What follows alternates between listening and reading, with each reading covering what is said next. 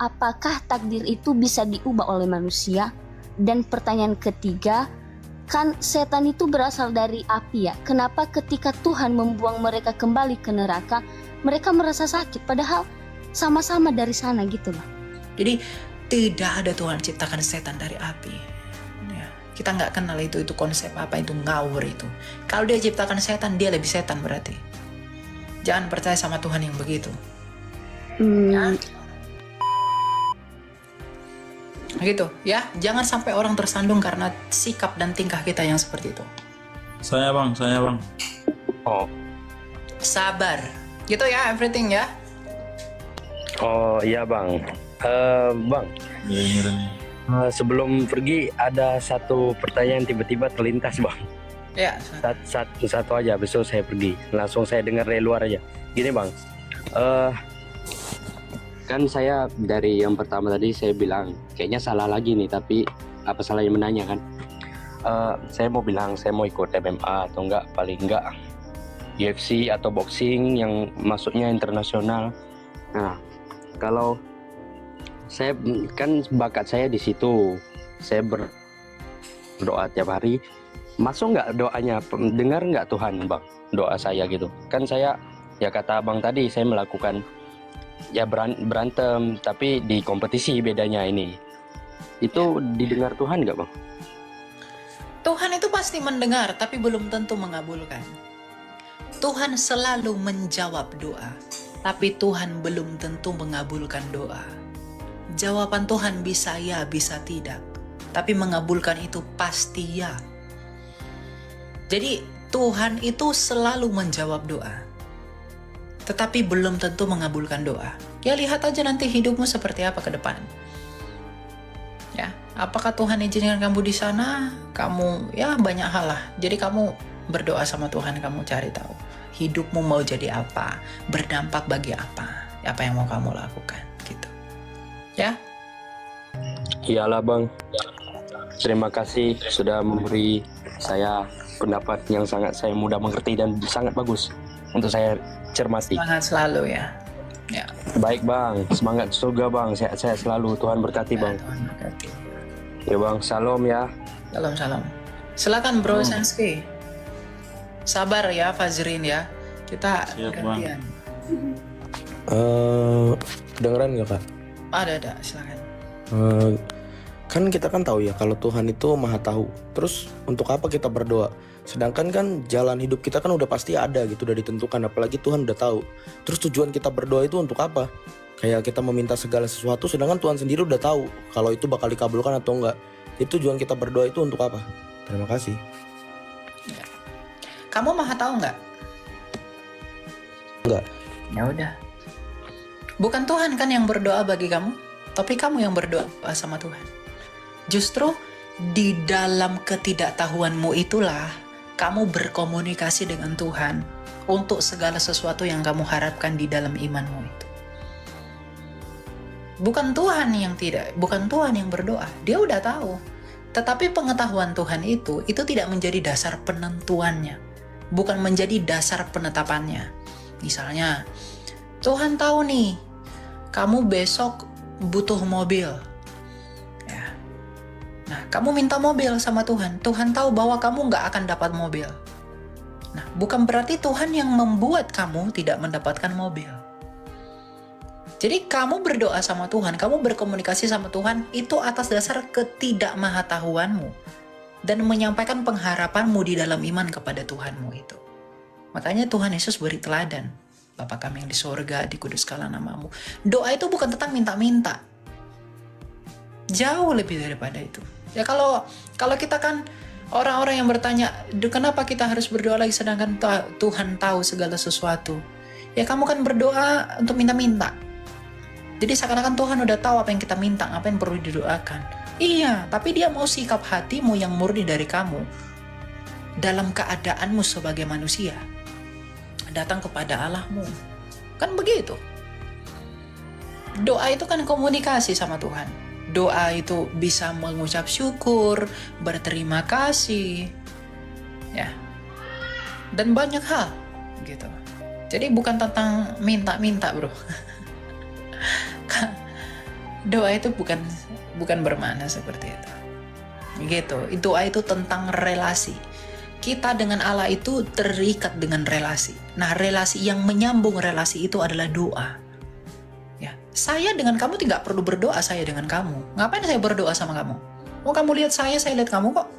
Tapi Tuhan yang tak kelihatan itu nggak kelihatan, maka relasi kita kepada Dia itu melalui doa. Relasi saya dengan kamu melalui handphone, melalui TikTok.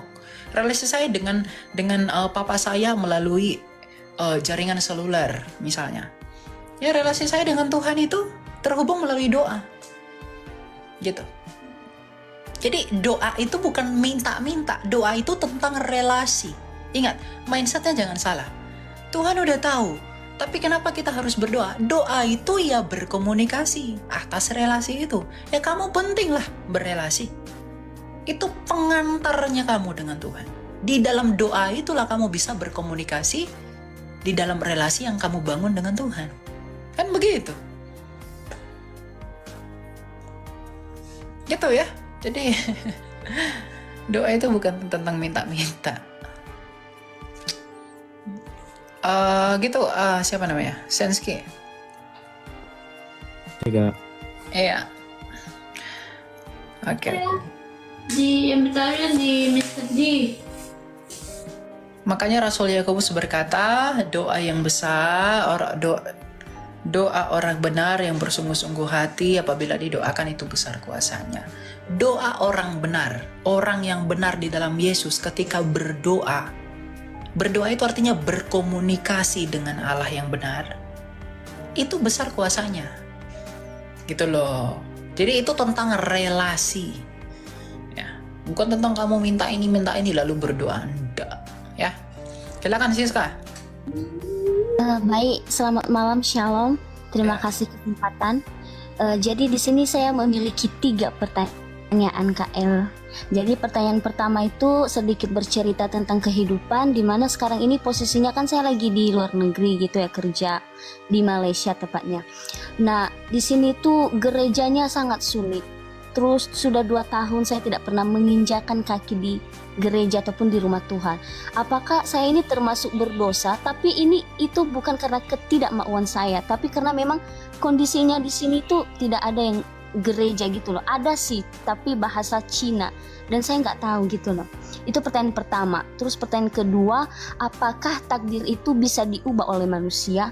Dan pertanyaan ketiga, kan setan itu berasal dari api ya. Kenapa ketika Tuhan membuang mereka kembali ke neraka, mereka merasa sakit padahal sama-sama dari sana gitu loh.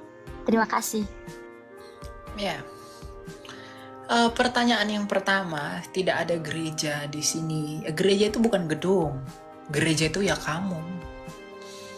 Jadi kalau kamu di sana tidak ada gereja, tidak ada gedungnya, tapi kamu punya kerinduan untuk bisa bersekutu, ya. Ingat, tujuan kita datang ke gereja itu bukan dengar khotbah. Tujuan kita datang ke gereja itu bukan untuk dengar pendeta. Kita datang ke gereja itu untuk bersatu dengan tubuh dan darah Kristus melalui perjamuan kudus. Itu tujuan kita ke gereja.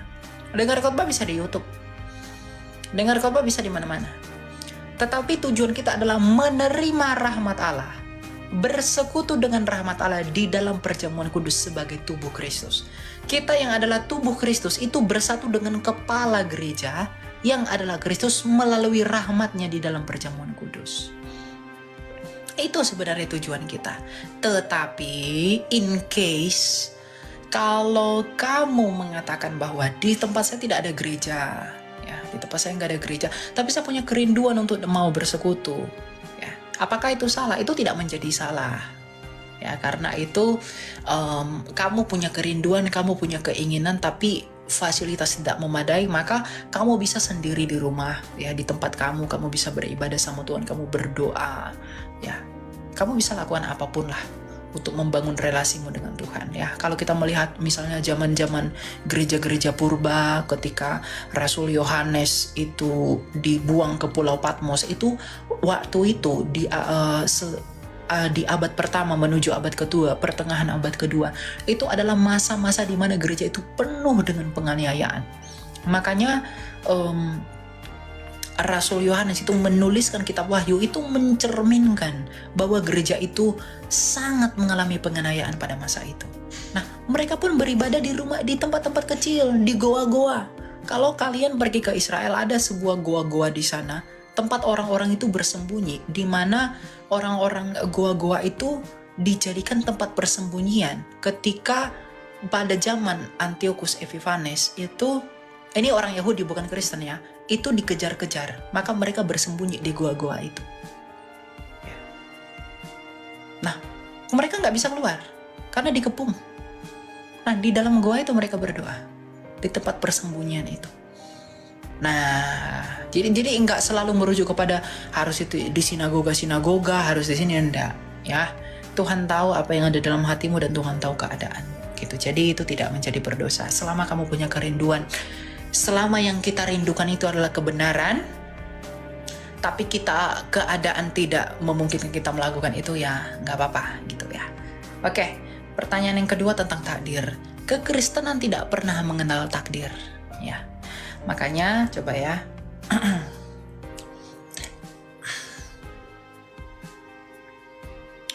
Kita buka ayat Alkitabnya ya.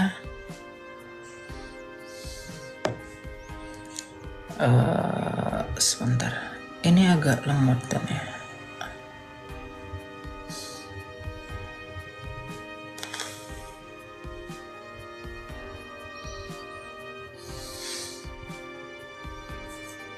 Ya, Galatia 6 ayat 7 ya, kita buka dikatakan begini, jangan sesat, Allah tidak membiarkan dirinya dipermainkan, karena apa yang ditabur orang itu juga yang akan dituainya. Ya, kalau di dalam versi bahasa Indonesia sehari-hari dikatakan begini, jangan tertipu, Allah tidak bisa dipermainkan, apa yang ditanam itulah yang dituai. Takdir dalam kekristenan itu tidak ada. Jadi apa yang kamu kerjakan itu juga yang akan kamu dapatkan. Tuhan itu tidak pernah menakdirkan kita, kamu dilahirkan jadi seorang ini, kamu dilahirkan harus menjadi seperti ini. Kamu diprogram untuk kita itu bukan robot. Kita tuh punya will yang free di dalam kita. Ya, jadi takdir itu nggak ada dalam Kristen. Ya, nggak ada pendeta yang ngomong ada takdir dalam Kristen, itu nggak ada. Itu cuma ajaran yang lain aja itu. Bahkan mungkin yang mirip-mirip dengan takdir itu predestinasi. Calvinis itu tidak pernah memandang predestinasi itu sebagai sebuah takdir. Karena pandangan tentang predestinasi dan providensi Allah itu tidak pernah menghilangkan will manusia yang free. Ya, itu takdir itu ajaran sesat itu. Itu Kristen tuh tidak pernah kenal takdir. Tuhan tidak pernah menakdirkan kamu untuk menjadi seorang ini dilahirkan demikian, tidak pernah. Jadi kalau kamu katakan apakah takdir itu bisa diubah ya dan lain-lain, kita udah nggak ada takdir kok. Ya. Calvinis itu pun tidak mengenal takdir. Ya. Predestinasi itu tidak berbicara tentang takdir, tapi berbicara tentang penetapan Allah secara pasif, bukan secara aktif. Yang katanya pasif, bukan secara aktif. Tentang segala sesuatu yang terjadi di dalam kedaulatan, di dalam providensinya Allah. Begitu. Ya, jadi kalau kamu berkata apakah Kristen takdir itu bisa diubah, kita tidak mengenal takdir. Kita tadi udah baca ayatnya Galatia 6 ayat 7, apa yang ditabur orang itulah pula yang dituainya. Gitu ya. Gitu ya. Yang ketiga tadi apa? Maaf. Kak, setan kan berasal dari api. Kenapa ketika Tuhan... Nggak ada setan berasal dari api. Itu teologi nggak jelas itu. Itu bukan ada dalam iman Kristen. Kamu belajar itu dari mana? Bukannya memang dari sana ya? Enggak. Kamu sebelumnya iman kamu Kristen dari lahir? Iya. Puji Tuhan, iya. Iya. Nggak ada tuh setan dari api. Setan dari api itu pemahaman bidat. Kristen nggak pernah terima itu. Itu kan ajaran orang lain sana yang nggak jelas. Enggak, Tuhan tidak pernah ciptakan setan. Kalau Tuhan ciptakan setan, mau dari api, mau dari apa, kayak dari air, berarti dia lebih setan dari setan itu.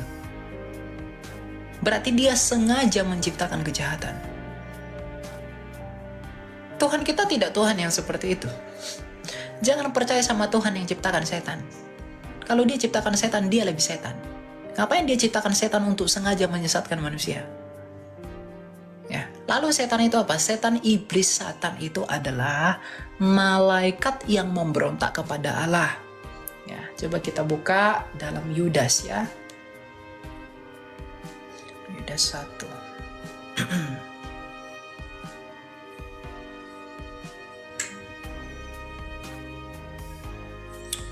Bentar ya. Agak lemot ini.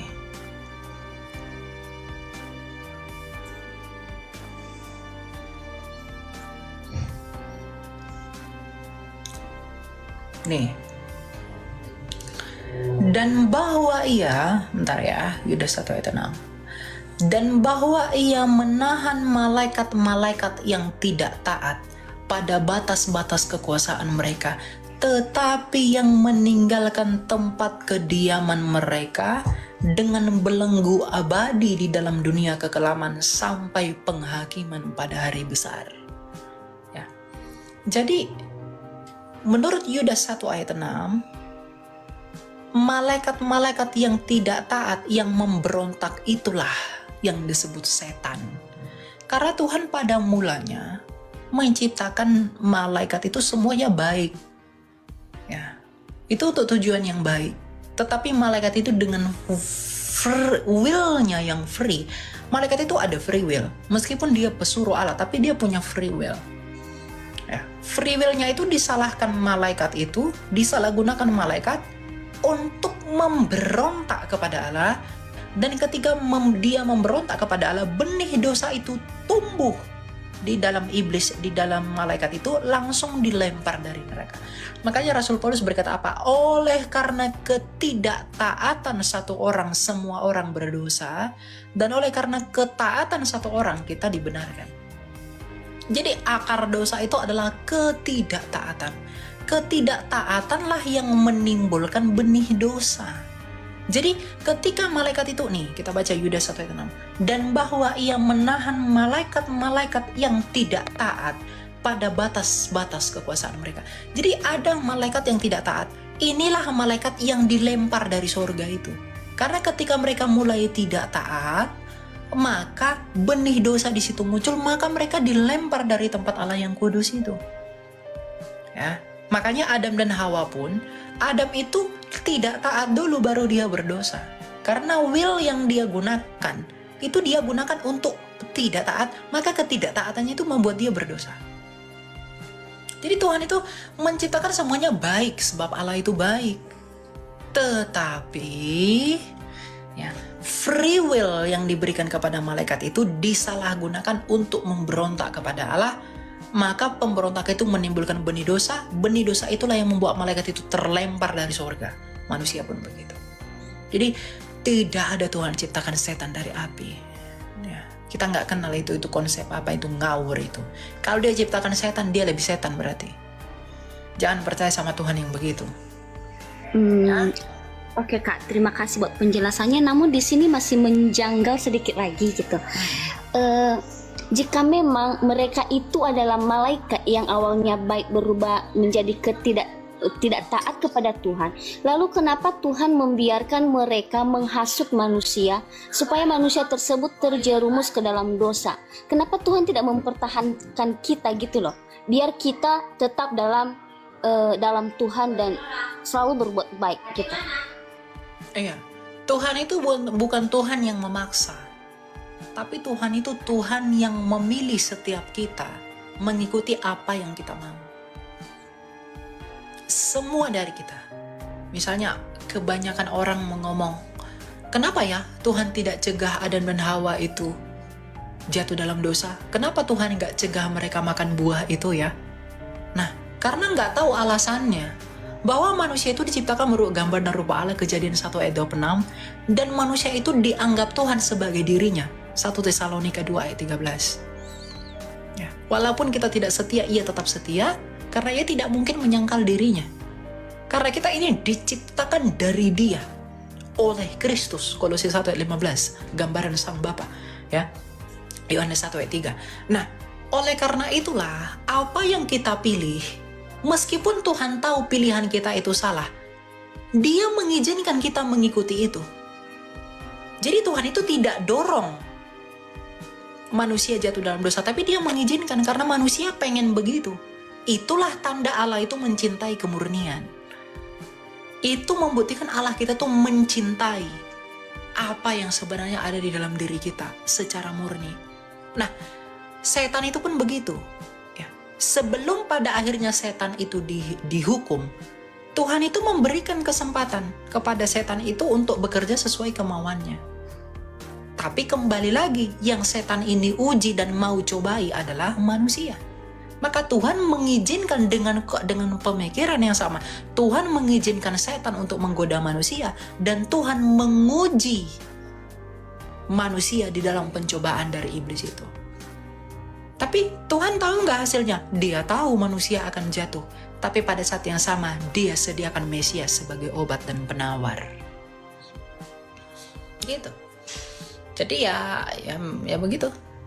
Ya. Oke Kak, baik, terima kasih penjelasannya, sangat-sangat jelas. Saya izin turun Kak, permisi, shalom. Ya, salam Tuhan berkati. Silakan Shalom. Pak Jirin. Iya kan, selamat malam sebelumnya. Saya dari Ambon. Yang ingin saya tanyakan di sini, sebelumnya agama saya Muslim ya Kak, mohon maaf sebelumnya. Di dalam logo GPM atau Gereja Protestan Maluku terdapat logo, dan di dalam logo tersebut terdapat bahasa Ibrani yang artinya Yahweh. Yang ingin ditanyakan di sini hanyalah berarti selama ini saudara-saudara saya yang non-Muslim yang mereka sembah itu Yahweh. Terus apakah memang Yesus sama Yahweh ini keduanya sama atau berbeda? Mohon penjelasannya Kak. Soalnya saya sudah tanyakan ke beberapa rekan-rekan juga, namun mereka belum menjawabnya. Mungkin Kakak bisa menjawabnya. Makasih Kak sebelumnya. Yahweh itu bukan proper name. Allah itu tidak punya nama. Allah kami itu nggak punya nama. Yahweh itu bukan Yesus. Yesus itu nama kemanusiaan, inkarnasi firman. Yahweh itu nama kovenan dari Allah kepada Musa. Ya, ketika Musa berkata Moshmo, siapakah namanya? Tuhan berkata Asher Itu dari kata kerja hayah. Maka Musa menyebutnya dengan Yod-Heh-Vav. Yahweh itu pun bukan pelafalannya. Karena orang Ibrani tidak pernah membaca tetragrammaton itu dengan Yahweh. Mereka menyebutnya Adonai. Makanya dalam semanya orang Israel kata Sema Yisrael Adonai Eloheinu Adonai Echad. Ya, tidak pernah Yahweh Eloheinu Yahweh Echad, itu tidak pernah. Karena itu nggak bisa disebutkan. Ya, ingat ya, itu nggak pernah disebut. Yahweh itu hanya pelafalan barat. Itu cocok-cocokan saja itu. Yahweh kayak Yehova kayak apa, itu ndak ada itu. Ya. Jadi tetragrammaton itu tidak pernah dibaca. Makanya disebut Adonai. Cuma beberapa orang menyebutnya dengan Yahweh ditambah huruf hidupnya agar bisa dibaca. Nah, ya. Jadi yang kamu bilang Ibrani itu yang arti Ibraninya wah Yahweh itu salah kamu. Tidak ada Ibrani tulisannya Yahweh. Tetragrammaton itu Yod-Heh-Vav-He. Itu aksara Ibrani. Yod-Heh-Vav, bukan Yahweh itu. Orang Yahudi bacanya itu dengan Adonai. Adon itu Tuhan. Ya, makanya terjemahan Sema Israel Adonai Elohinu. Sema Israel Adonai, Tuhan itu Allah kita, Tuhan itu Sang. Itu Tuhan huruf besar semua. Itu merupakan terjemahan Indonesia dari Yod-Heh-Vav itu loh. Jadi tidak pernah ada Yahweh dalam aksara Ibrani, itu tidak ada. Itu yang pertama. Ya. Kemudian, oke, kalau begitu Yod-Heh-Vav tadi bacalah Yahweh, anggaplah Yahweh. Nah, Yahweh ini apa? Tadi kan saya sudah katakan itu adalah nama dari Ehye Asir Ehye. Ehye Asir Ehye ini artinya aku ada yang aku ada. Yang kemudian dipakai Yesus dengan ego emi. Nah, Allah yang esa itu adalah Sang Bapa, pribadi Sang Bapa yang memiliki firman dan roh. Nah, Sang Bapa ini memperkenalkan dirinya melalui firman-Nya dengan nama perjanjian tadi, Ehye Asir Ehye atau Yahweh tadi. Nah, Sang Bapa ini memiliki nama perjanjian Yahweh, maka yang di dalam Bapa pastilah Yahweh. Jadi Bapa adalah Yahweh, Yod He Vav, Yesus adalah Yod He Vav, Roh Kudus adalah Yod He Vav, karena arti Yod He Vav adalah Sang Ada. Itu bukan nama diri seperti saya Elia. No, itu adalah artinya Yod He Vav itu artinya Sang Ada. Karena Ehye Asir Ehye, aku ada yang aku ada. Jadi Allah di perjanjian lama memperkenalkan diri kepada Musa bahwa akulah Sang Ada. Nah, Sang Ada itu adalah Bapa. Maka kalau Sang Bapa ini adalah Sang Ada, maka firman yang di dalam Bapa pastilah Sang Ada, dan roh yang di dalam Bapa yaitu Roh Kudus pastilah Sang Ada. Dengan arti lain, Sang Bapa adalah Sang Ada, Yesus yang adalah firman-Nya Bapa adalah Sang Ada, dan Roh Kudus yang adalah rohnya Sang Bapa pastilah Sang Ada. Atau dengan arti lain, Sang Bapa adalah Yod He Vav, rohnya Bapa yaitu Roh Kudus pastilah Yod He Vav, dan firman-Nya Bapa yaitu Yesus pastilah Yod He Vav He. Nah, sedangkan nama Yesus itu bukan berarti Yod He Vav He. Nama Yesus berasal dari dua kata Ibrani. Nama Yesus dalam Ibrani adalah Yoshua atau Yehoshua, berasal dari dua kata Ibrani, Yod He Vav He plus Yasha. Yod He Vav He artinya adalah Tuhan, plus Yasha artinya adalah keselamatan. Jadi arti nama Yesus atau Yehoshua adalah Yehovah Yasha, yang artinya Tuhan adalah keselamatan. Jadi beda. Yesus itu atau Yehoshua adalah nama kemanusiaan inkarnasi firman, sedangkan Yod He Vav He adalah nama perjanjian Allah yang benar kepada Musa. Jadi itu tidak sama ya, bedakan meaningnya apa gitu. Siap. Terus izin bertanya lagi boleh nggak Kak? Ya silakan. Ini bukannya menyinggungnya, cuma yang masih menjadi pertanyaan dalam pikiran saya ini, beberapa hari yang lalu saya coba-coba scroll TikTok, terus dapat potongan-potongan ceramah khotbah pendeta yaitu Mel Atok yang mengatakan bahwa siapa yang merubah Alkitab maka dia adalah iblis, dan itu ditujukan kepada Samuel kemarin, Donitang ya kalau nggak salah.